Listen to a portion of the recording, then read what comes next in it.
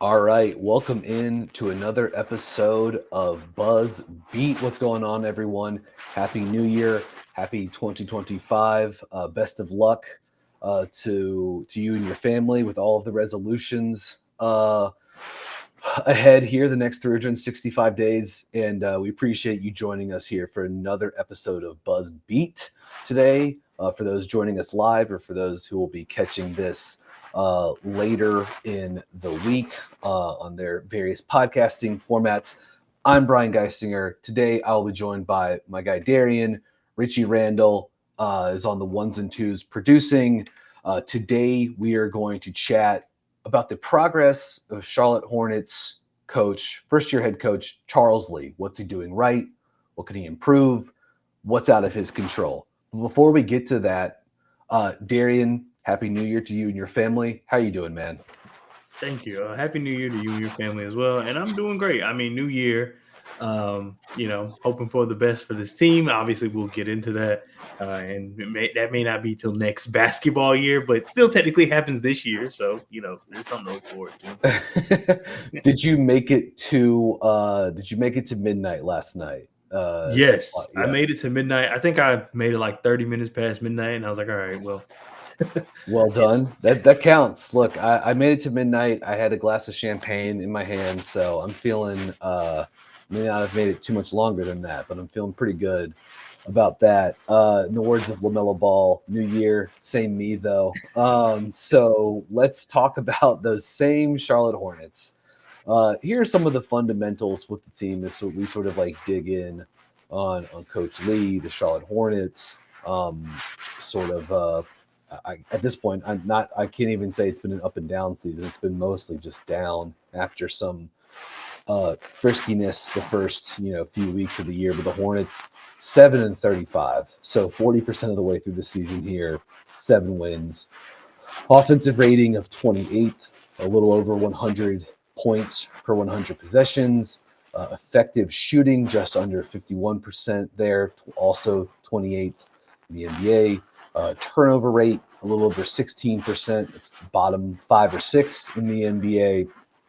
One of the numbers that does stick out as a positive is an offensive rebound rate of 27.6%. And that number is interesting because despite the fact that the Hornets are really crashing the offensive glass, they have been a good defensive transition team this season too. And they've limited the amount of, this season of Charlotte opponents, just 15.3% of their possessions have come in transition. So the Hornets have done a nice job hitting the offensive glass and not getting crushed on the other side of the court in transition defense. And that overall has allowed them to prop up to a team that's actually out above the bottom 10 in terms of defensive rating. They currently are 18th in the NBA with a defensive rating of 115 points for 100 possessions, defensive rebound rate of just under 76%, it's 12th in the NBA, block percentage of only 5.5%. Of course, the real one, elite shot blocker on the roster, Mark Williams, he just got back a few weeks ago and really only, I guess this week, right, he sort of had the minutes restriction come off.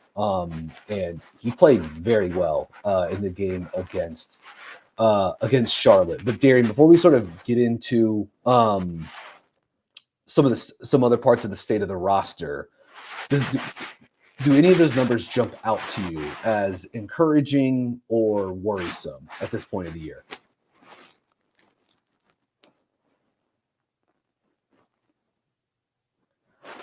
I think you're muted, my man. Oh, there we go. There we go. Yeah, I don't know what happened, but all good.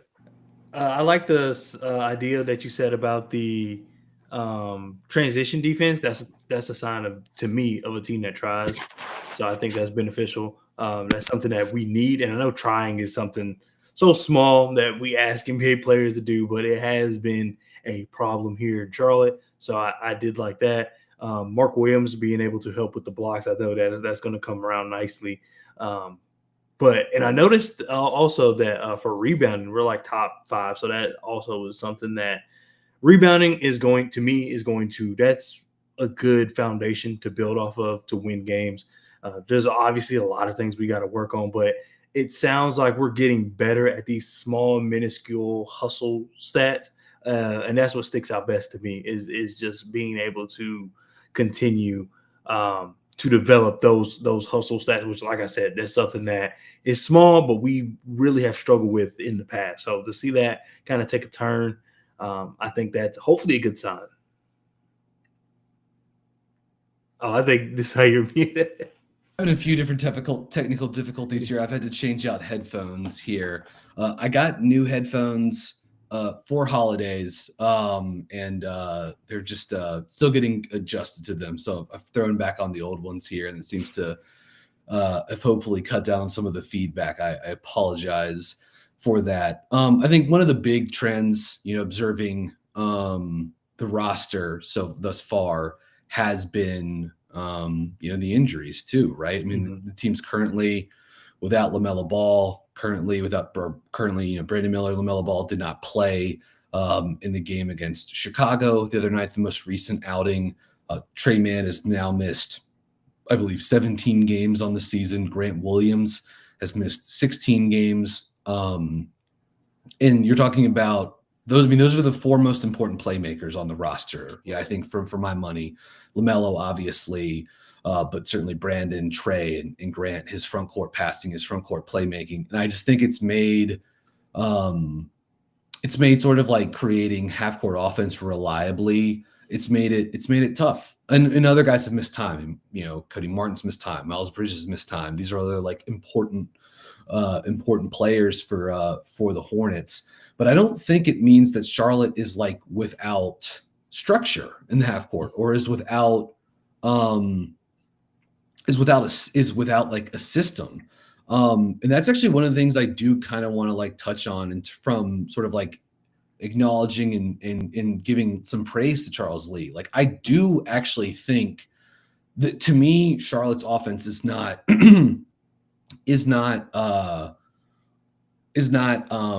like lack structure. We've talked about it at points this season, but they're doing a lot of playing their center on the wing. So you're getting to see Mark Williams sort of play in that role when they get to these 5-out looks. But at times it's been Richards, it's been Gibson, it's been Diabate, it was Grant Williams when he was able to play some small ball 5 for them as well this season. What that's done is it's helped open up the floor. It's created, I think, the system that allows the Hornets to be good at crashing the glass, but also being able to have numbers back for the transition defense, which we touched on a few minutes ago. And I would also say too, like the way they've been able to, within that structure, like diagram and sequence their plays. Like they run a lot of double drag pick and roll, but if they don't get into that, then one of the off-ball guards can come off of a flare screen from the 5, and then they can flow into something out of that. They can initiate with the ball out of the middle, and you see them running a lot of those like 5-out down screen actions, for Miller or Miles Bridges or LaMelo Ball when he's out there, Trey Mann when he was available early in the season. I don't think it's like a fluke that guys like LaMelo Ball and Trey Mann were having like career years, right? Mm-hmm. When they were healthy and were able to do damage in the system. I think it's helped open up the paint.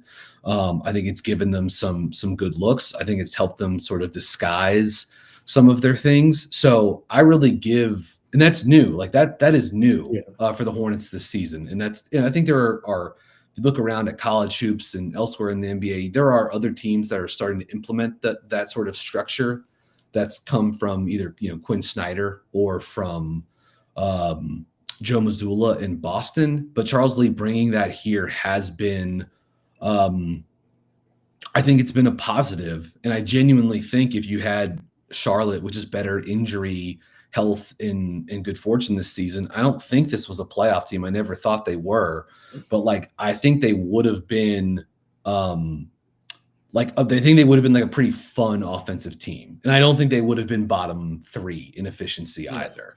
So I don't know. What are your thoughts, Darian, on the offense and sort of the impact that some of the injuries have had in terms of, I think, really lowering the ceiling for them on that side of the floor? Yeah, I think that overall, I mean, even without injury, I don't see where this roster is able to handle this kind of system.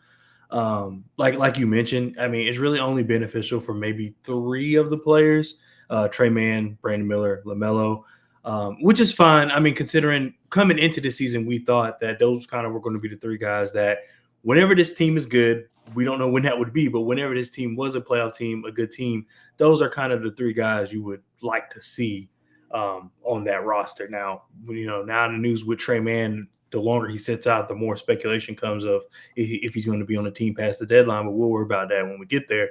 I just can't see him. Sorry to interrupt, but No, you're fine. I mean, you don't. I don't think he's getting moved. I mean, he's hurt right now. To me, that really lowers especially with the deadline not that far out. Like, I don't think he's getting moved. I mean, I think the Hornets I think the conversation that we're going to be having with Trey Mann is going to be what does the market look like in restricted free agency for him? So my opinion on that is very, very similar. Like, I think that I almost feel as though they have something in place, and it's just, they don't want to risk any injury. They just want to get through the season. There's no reason for it to push him out there with a 7-25 team or whatever our record is. So we're going to, have him rest or whatever, however you want to put it. But, I think that I would hope that there's a plan to go with him moving forward. But yeah, with the just the system, I just think that it's going to take some time to get. Once we get the players, we'll be able to judge it a lot better. I know that there are some things that Coach Lee does that is kind of like his early rotations, as far as like who he was putting on the court and how long they were on the court. It was a little weird, and it's still weird, but now it's more so for injury than anything else. So it's just really, really hard to judge. I mean, of course, there's things that I love that Coach Lee does. I love that he's hard on the players, everyone, including LaMelo, all the way down. He seems as though he coaches everybody the same.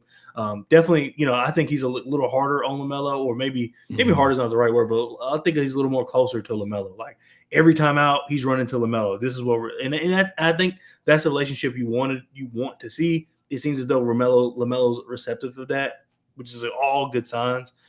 So I think it's just going to take some time. I definitely I understand why some people are upset, because to an extent, I felt this way at one point where it is like, okay, Cody Martin can't shoot. Meaches can't shoot. Why Tashawn Salon cannot shoot yet?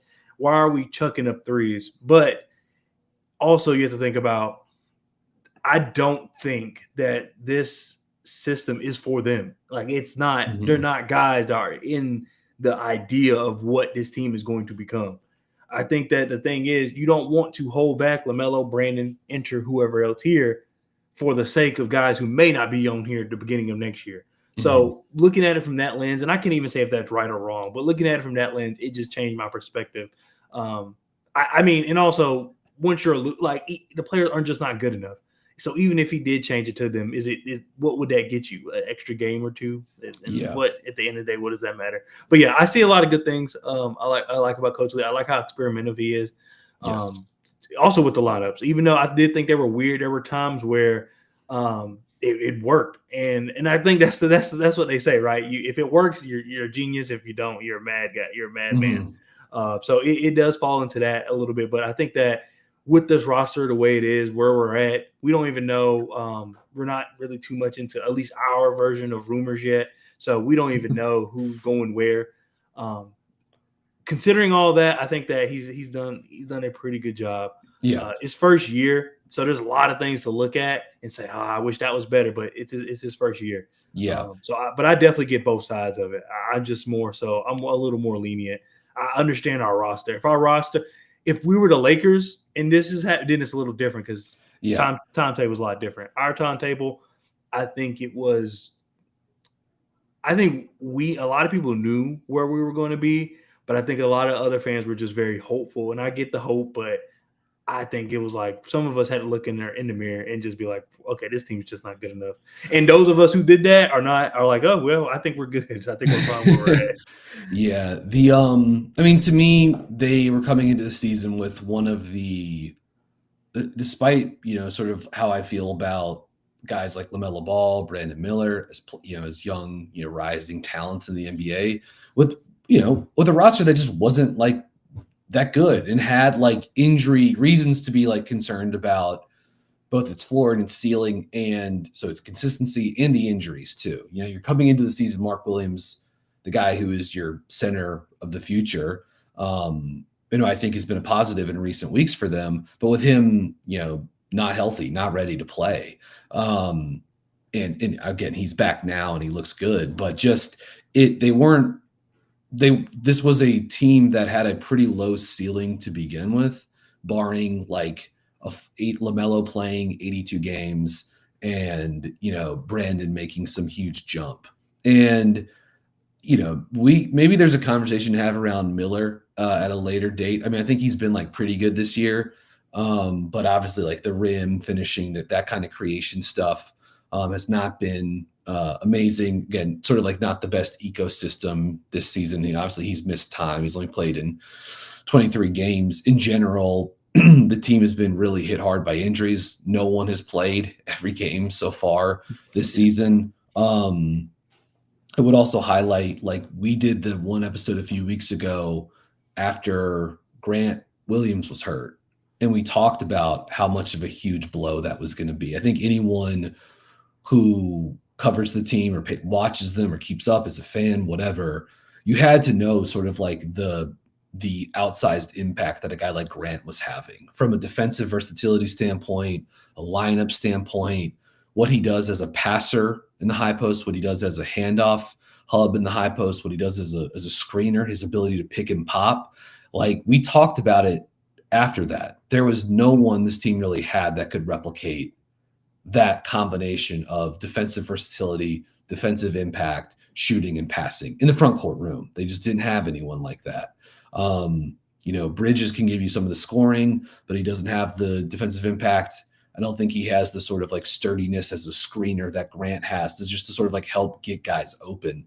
And then obviously just defensively, Grant is sort of like on another level than a guy like Bridges. So like, yeah, with if they're 1-15 in games without Grant Williams, right? It's like, I mean, it's not. I don't think they would be that much better in that stretch if Grant were back and playing. But like, it certainly wouldn't be quite that bad. I think Grant is like that important to them in terms of like, again, what he does to help open up things in the half court offense and just what he means from a versatility standpoint and how that translates to like late game offense too. He's a guy that this team has on the court, during leverage minutes, and to not have him is brutal. And at the time, we also mentioned this, like they were about to get Mark Williams and Nick Richards back, and like those guys have come back, and I'd like to talk some about Mark with you and sort of like how that relates to Coach Lee. But like, even knowing that those guys were going to come back and that was going to at least like solidify the center rotation, it wasn't going to replace what they were losing with Grant. Like there was no one on the roster that could like make up for it fully. You could sort of try to recreate parts of it with Cody Martin or Miles Bridges or whatever, but like it just wasn't going to be the same thing. And they no surprise, they miss him a lot. I think for me, ultimately, like, I didn't expect this team to make the playoffs for a bunch of different reasons, mostly because even if they overperformed expectations the first half of the season, I figured they were going to do whatever it took to sort of like make sure they still ended up in the lottery and not, conveying the first round pick to San Antonio, and sort of like which would also sort of like offset some of the work that they had done at the deadline last year, getting extra picks coming in the door in the future from Miami and in Dallas. So But the injuries are the thing to me that has just totally short circuited everything, because I think this team was going to still be like watchable and competitive.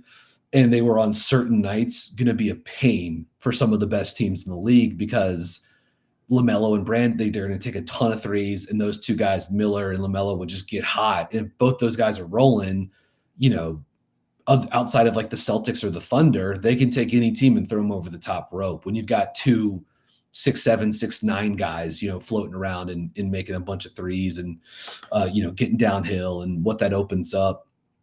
But they just lost out on so much playmaking when they don't have LaMelo and Trey Mann. I mean, Mann was so important for them. Their win-loss record without Trey is really, really rough this season. He was the one guy that could come off the bench and give them playmaking juice in that capacity, and could also be on the court at the end of games with LaMelo. And like, Darian, you and I, we talked about this back in probably November, just how basically, Vasa Micic was almost unplayable the first month of the season. He's starting for them now. Like they absolutely need this guy to be like a creator for them. It just goes to show you, like, there was like maybe enough playmaking juice on this lineup to build a like middle of the pack, functional, fun to watch NBA offense.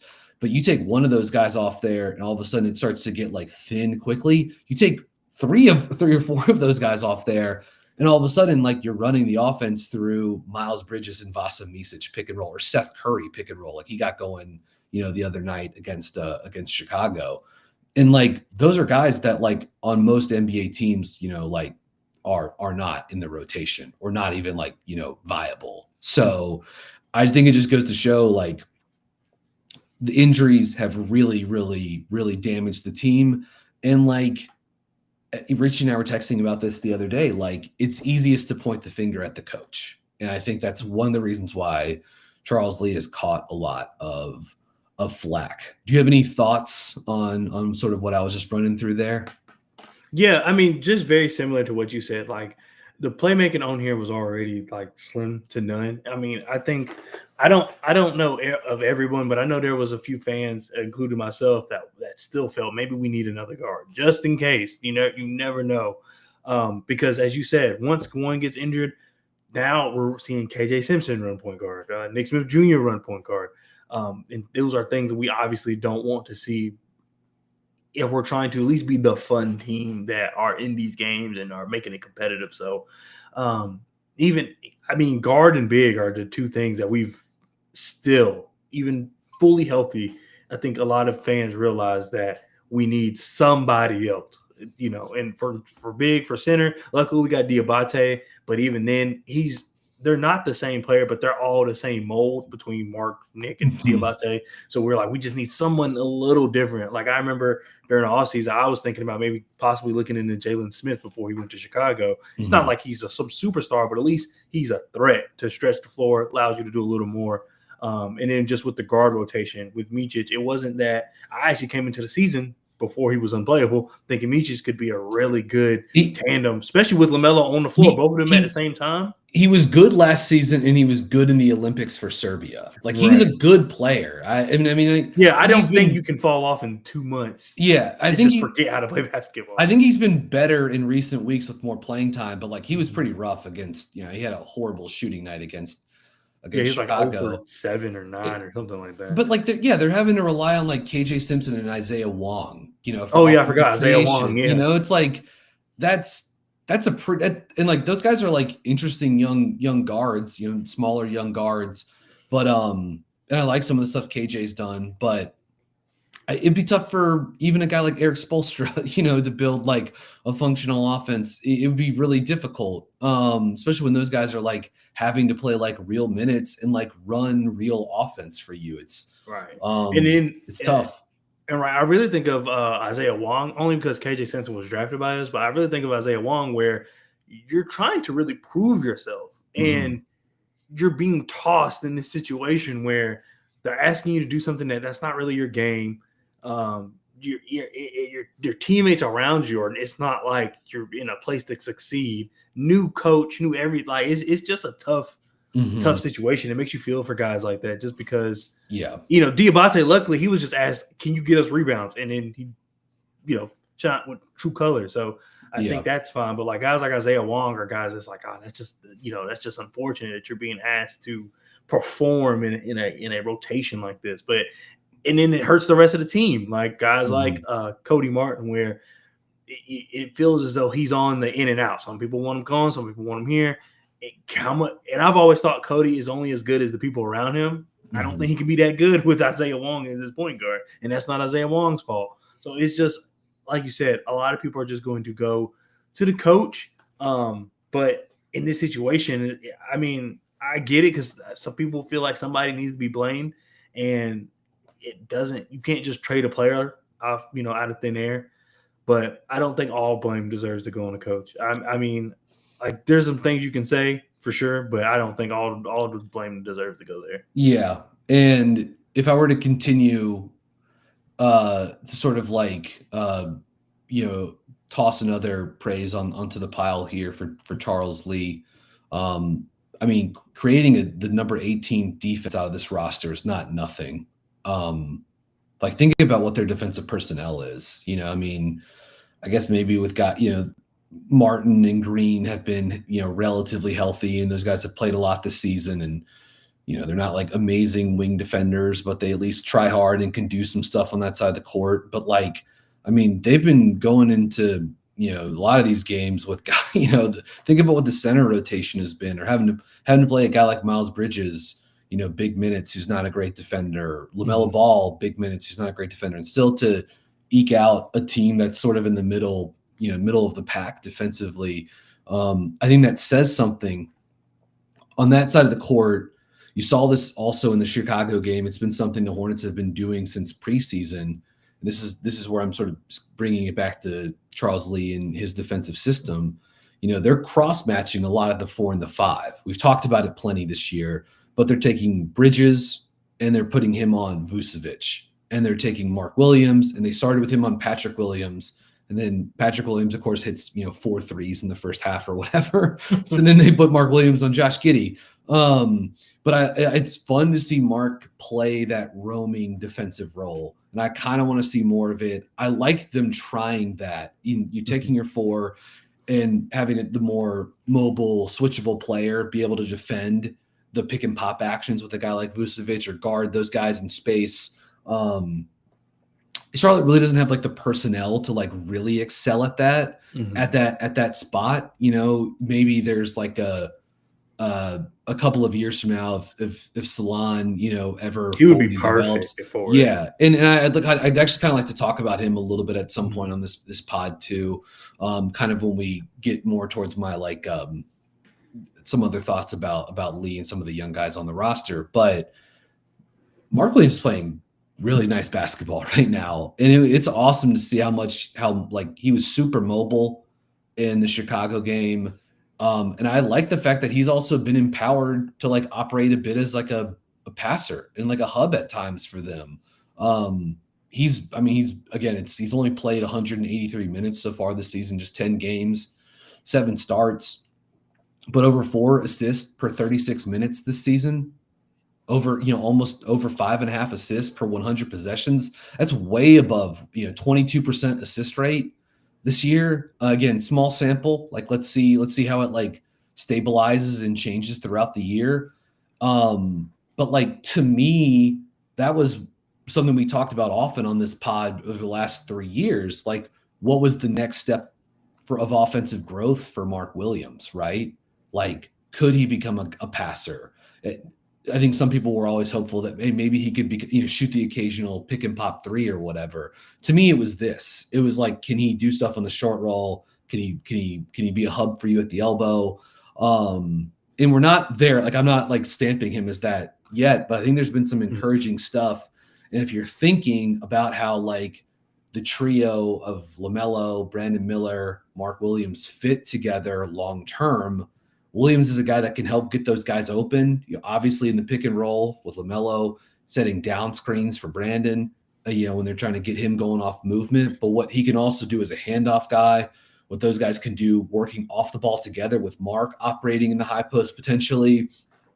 it just opens up some other possibilities that I like really, I'd considered, but really wasn't sure like how realistic they were. And I'm feeling encouraged by what I've seen so far. So I know we're really trying to focus this more on Charles Lee, but to do so, Darian, I'll pose this question to you.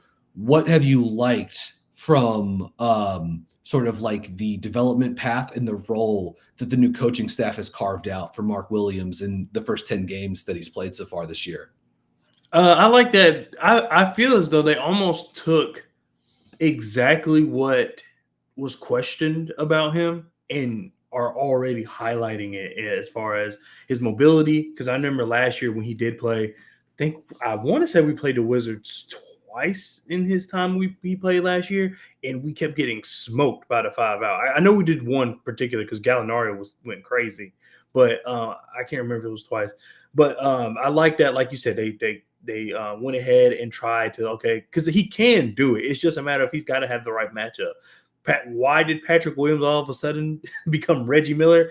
I think that's the nature of the Hornets, because I think Torrey Craig also was just hitting shots that he normally doesn't hit, at least this season. So I can't really fault Mark Williams for that. But I think that you're going to get some times where it doesn't look pretty. But as we were mentioning earlier with the system in general, as far as offensively with LaMelo and Brandon, I don't know if I could say that Charles Lee's system benefits Mark Williams the way it benefits them, but I will say he can excel in it. And I feel like a big of his archetype, I think that's what you want. I don't think you really are building it for him. I think you just want to make sure he can excel. And I think that he's going to be able to. I like that they're using Mark Williams as more than just, we're just going to get you to as a lob threat. We're just going to use you as a pick and roll. No, I like the different ways they're able to use him. And I think that he's also still able to do what made him, a lottery pick, or I always get it mixed up if the 15 is lottery or not, but a lottery pick from Duke like that. Those are the things, the way his ability to block shots, his length, like he's still able to use all these things while adding these other parts of his game. I think coming out of Duke, he was an underrated passer. Not to an extent that usually when you use underrated passer, they're a lot better than maybe what Mark Williams is. But I still think that a lot of people didn't think like they just thought he was a regular traditional big. But I felt as though there was a little more there, and I'm glad that we're able to see it. And I am liking that he's able to play more with these other players, because I know that a lot of times with a big Dak Young, you get concerned of whether or not how they're going to play with these other players when he doesn't have his star guard, or even not even a star guard, but just a competent playmaker. And I think he's doing well offensively. But yeah, overall, I like how they're using Mark Williams specifically defensively, and that's really what that's the whole point of this whole marriage, is having Mark Williams kind of be our defensive anchor. I think he can do it. I mean, like you said, his ability to roam, he's nimble and agile enough to move around. I do like that. Sometimes if a guard's going downhill trying to attack the rim, he's able to, quickly come off the screener and then meet them at the rim, whether he blocks it or alters the shot. Either way, I mean, it's fine. I just like how versatile he's able to show. I think that's going to be very impactful. We definitely obviously need guys like Grant. It's not to say Mark is going to be able to do that. He physically can't, but to have someone of his size, that I'd like to see them play together too. I want to see them play together. Like I want Grant in part because Grant plays a lot of defensive 5, but like in this sort of like cross matching role, I'd like to see Grant as like essentially like the offensive 4, but guarding the opposing 5, so he gets to switch or play drop coverage.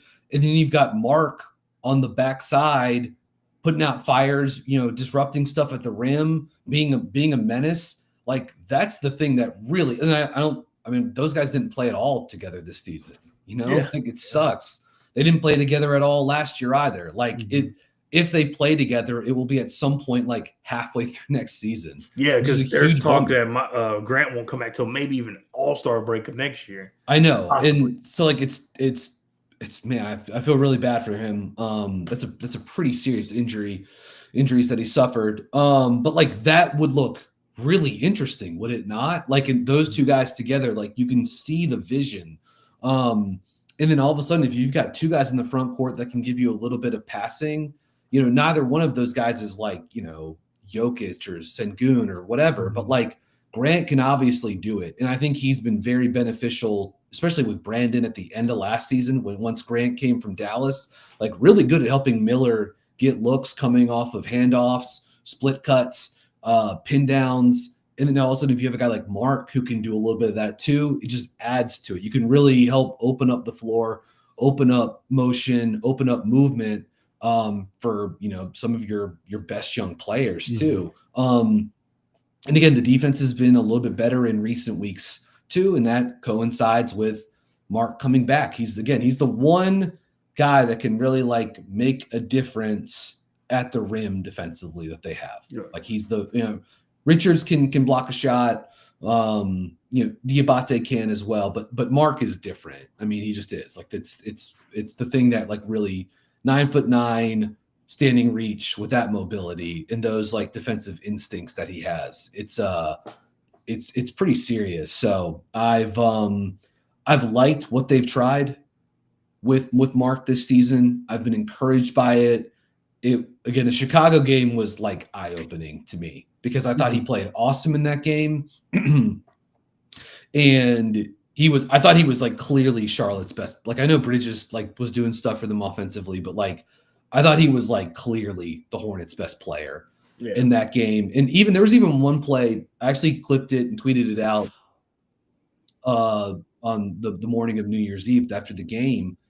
But the Hornets run a little horns out action that they run 1,000 times per game. Usually they flow into like a slot ball screen with Miller or with Bridges. They've done this a million times. But if they don't throw it to the guard who's popped out, they throw it to the 5 at the elbow. And then the next progression off of that is a split cut between the guard who popped out and the point guard who initiated the set. So, they throw it to Williams at the elbow. They run a little split cut off that. I can't remember who was cutting to the rim. May have been Green. He gets fouled on the way to the rim. So there's no assist there for Mark Williams. Right. But for him to be able to catch in the high post, for them to be able to run an action off of that, that's not just Mark Williams catching an offensive rebound and pitching it back out, right? There's a little bit of like reading a coverage, up, throw up, passing placement. Again, like let's take it like a game at a time with him and with these kinds of things because it's all pretty new and the sample is small, but very encouraging at this point this season. And like in a year that's been pretty tough, like I'm gonna kind of hang my hat on that with Big Mark. So all right, before we go ahead and sort of like wrap up here, one other thing to maybe key in on, because I think if I don't want to speak for you here, Darian, but I think both of us have sort of been placing most of the blame for the team being 7-25 and as so woeful on offense, especially in the half-court offense. We've put a lot of that on the fact that it's a young team that was coming into the season with a pretty low ceiling, then has just been crushed by injuries to really key players. I mean, no one's been spared, but like their best and most important offensive players. Like, I think we agree on that. And so in essence, we're sort of coming in defense of Charles Lee. And I think we've even sort of pointed out some of the more encouraging things and talked to the structure, the system, how he's helped, a guy like Mark Williams, et cetera. But do you have any, maybe you hinted on it in terms of like the rotation. So if you want to touch on that a little bit more, go for it. Maybe you have something else, but I'd be curious to know if you have maybe one aspect in terms of Charles Lee, what you've seen so far that has you worried, has you a little skeptical. What do you think about that? I will say the lineups, even though I do think they have improved, I will say that he'll have, and I think it's because he's trying stuff. And I can honestly say that maybe I'm a little more lax about it now because we're 7-25. But when we were 7-10 and hoping Mark was around the corner, it was a little frustrating. But I get that he was trying to experiment, and I'm going to chalk it up as he knew what's going on as far as who's playing, who's not playing, what they're really trying to accomplish this season. As opposed to me, I very much was like, they're not going to make the playoffs. But then they were at the early beginning of the season. It was like, oh, once we get healthy, we can at least just be in the fight. That's kind of all I was willing to accept. And then it kind of just fell off a cliff from there. So his rotations now, I don't think it really matters, but I do like that he's just willing to try anything. I will say that there's things like Diabate, like that's a big one where he just doesn't play anymore, and I don't think that makes any sense. There were times where even now, and I know once again I said I'm congratulating him or I'm praising him for experimenting, but at the same time, I feel as though maybe he needs to be a little more intentional with his experimentations. Because like I said, Diabate, there's no reason Diabate should not be playing. There's times where I felt as though he'll have like a lineup of like Michish, Tajon, Cody, Nick. Like it's just out there way too long, and it's just like, okay, I get that, you're trying new stuff, but I can tell you that that's not going to give you the result you want. And maybe it's because he's trying to rest other players. Who knows? So they can come back. But there's just those are the type of things I get worrisome about. I do think at the beginning we haven't really seen it lately because Brandon Miller has been out, and Melo too. But there will be times where they're hot. I mean, they are hitting on all cylinders, and a dead ball will happen, and he takes them out. And it's like, I get it. You want them for the last 4 minutes of the fourth quarter, but it just things like that. And we're not seeing much of that anymore because those guys aren't playing. We're missing, other people. So I really can't. It hasn't happened lately, but those are things that when we were, I would say we're probably a little more healthy now than we were then. But when those players were playing a little more consistently, those were the gripes I had. I obviously don't have as much anymore, just because it's 2 games on, 2 games off for our key players. But yeah, the lineups are really where I just question it a little bit. Guys like KJ Simpson will be out there too long, like things like that. But overall, I do praise him for just being willing to do so, because you're not going to know what you have until you put it out there. That's one thing I'll put. I know we're not comparing the 2 coaches, but it's just because Cliff was our most recent coach. That's one thing I'll give Charles Lee is, for the most part, he is playing the younger guys. He's letting them go out there, letting them make mistakes. He's not pulling them after one mistake. So I do like that, though. I think our roster, because I'm one of those people that's like, okay, we're 7-25. Maybe Cody Martin shouldn't play as much and let some other guys play a little more. But I get it. Like I get our roster, the way it's currently constructed. We're not going to get more from those younger guys just because the older guys obviously had to play. But yeah, overall, I would say that it's gotten better. And there's some times where his rotations have been exceptional. Like I have no complaints. And there's other times it's like, come on, like you just coached a masterpiece this 2 games ago. Why are we? But he's trying to figure out stuff. So that's kind of where I'll leave that. Yeah, the Diabate role thing was confusing. Once Richards and Williams got back, I could it made a little more sense. I feel bad for Musa because he played so well, I thought at times this season, but it's like you can't play all those guys together, or at least it's really hard to do so. So there is that, but so I think there are some legit lineup questions. I think some of the health and injuries have played a role in that as well. At some point this season, maybe this could be the next episode, but just sort of like this isn't like even necessarily like a Charles Lee or a huge knock on the franchise or whatever, but just like I'd like to know sort of like what the plan with Nick Smith is, what the plan with Tajon Salon is. I think, again, like I said earlier, I think Brandon's been good this season, not great. And the rim, interior finishing has been, he hasn't been very good this season. I think that shouldn't be a surprise if you scouted Miller. You knew that was going to be sort of like a concern of his going into the NBA, but something to sort of like, I don't know, I kind of like to know, like, sort of like, I see the roadmap with Williams. I see the roadmap with Miller. Some of the other young guys, I'm a little bit more concerned on here. Would also like to mention we had a question from young Pablo in the chat. It said, "Who do you guys want to see the Hornets draft with their more than likely lottery pick in the upcoming draft?" Each personally, man, there's a lot of guys to choose from. Like it really honestly depends on where we fall, because there's 3 to 4 guys I like almost every draft. I mean, if they get the number 1 pick, draft Cooper Flag. Do that. But I do want to say something about that really quick. So I know there was like a report. I really wish I could remember who put it out, but they were saying that a lot of teams are starting to think that Cooper may not be the number 1 option everybody thought he would be. And there were Hornets fans saying like, "Oh, well, I don't want him." And to me, I'm more so that's okay with me. I'm not with LaMelo, Brandon, Mark, and at this point Miles. Like I don't need Cooper Flag to be my team's number 1 option. So to have him as a 4th guy that can do all the things he can do, I will run to the podium to pick him up. We don't need him. We don't need him to be a 1 option. To we me, need him to do exactly what he's doing now.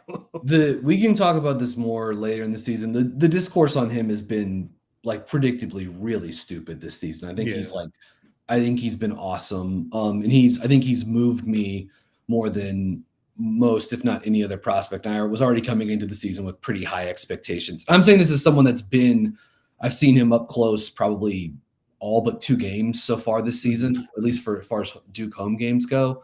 But a guy like Colin Murray Boyles at South Carolina looks like a guy that's best returner in the country. Is playing like a top 5 prospect. Plays, can probably play some small ball 5, but is more of a 4. So a guy that I really like that could also I think fit a need for Charlotte's roster and be a guy that could also fit nicely with Miller. With LaMelo, it'd be nice if the jumper needs to kind of come along for him, but he's been awesome so far this season. I love his quickness, his processing, the interior finishing. I think Thomas Sorber at Georgetown is another front court guy that's been sort of like an analytics darling, lots of steals, lots of blocks, like a really impressive front court defender prospect that has some skills offensively.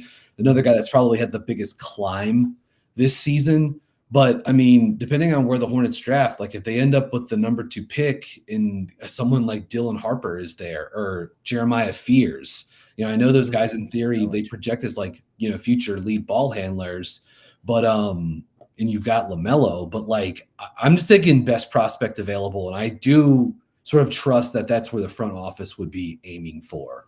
But I really like Fears a lot. Super young, reclassed. The guy gets into the paint every time. Really good instincts defensively off the ball.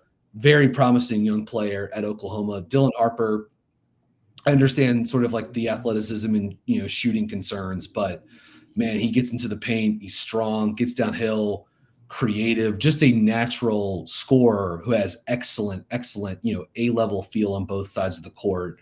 I like Derek Queen at Maryland. I think he's he and Kaman Malawach are probably battling for the top center in this draft. I don't think Queen's going to be like a good defensive center in the NBA, but I think he has the chance to be a very good offensive player.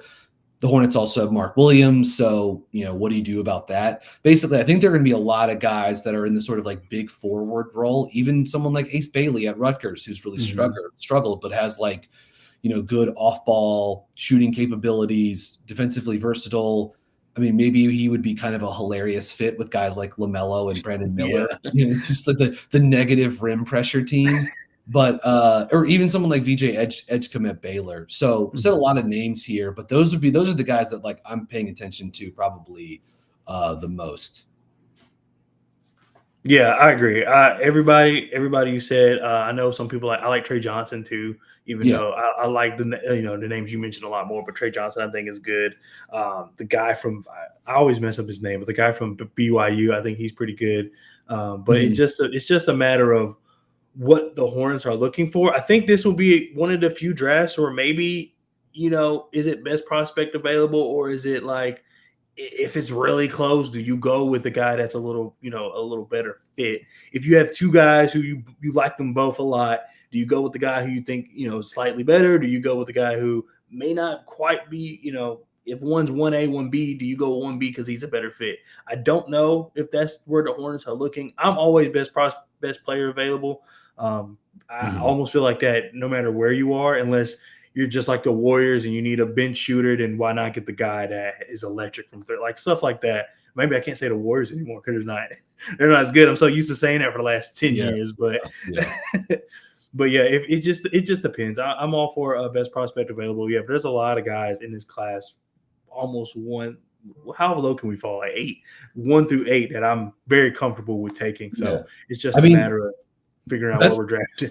That's the flip side to these guys being, that's the trade-off for them being so bad this year is that they're right in, they're a half game, away from Toronto for being, having having a 14% chance of the number 1 pick. Like they're right there with like Toronto and Utah. Like they're all kind of bunched up. And obviously New Orleans and Washington are really really dragging things down at the bottom. But like the Hornets are, they're on pace to end up with a really good pick. And like that is probably not like what some were hoping heading into the season, but it's not a bad thing. It means they have a chance to potentially go out and get another franchise altering player. And heck, maybe that's Cooper Flagg. Like that would be something like that would be pretty serious for the Hornets, but that's a ways off. And we're going to end up doing scouting pods on all of these guys, I'm sure, throughout the season. And there's a lot of basketball still to be played the last few weeks. But Darian, Happy New Year to you, man, and to your family, to everyone who listened or will listen later this week. We really, really do appreciate everyone who tuned into this episode. If you enjoy what we do, please leave us a 5-star rating review on Apple Podcasts, Spotify, anywhere else where you listen to your episodes. We appreciate all the support, all the patience, and we look forward to another successful year. So again, Happy New Year to everyone. Good health, safety to everyone and their families, and go Hornets. We'll see you.